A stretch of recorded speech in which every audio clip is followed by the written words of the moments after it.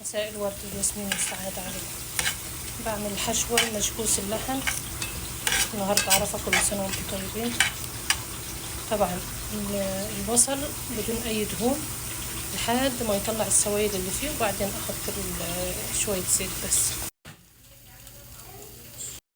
مجرد ما نشفت المية من البصل حطيت شوية زيت وهسيبها كمان 3-4 دقايق وخلاص.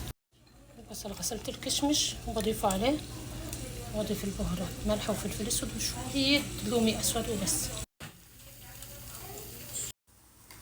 هنا سلقة لحمة عادية، مش لحمة خروف، لحمة عجل عادية جايبها بعضمنة. تمام. بهارات صحيحة، حبة طماطم وبصل بس.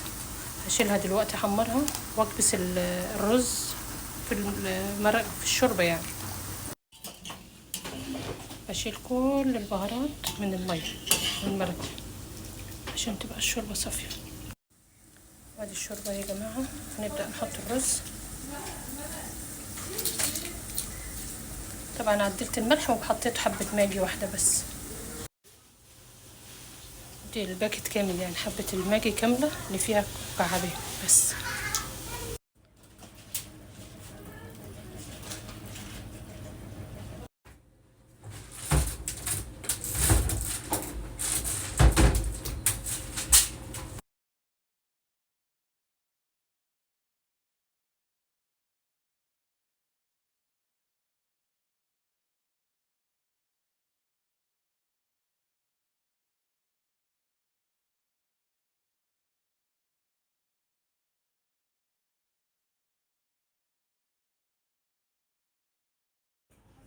انا حطيت يا جماعة معلقة سمنة، ممكن نحط زيت اختياري بس بتدي لمعة للحم.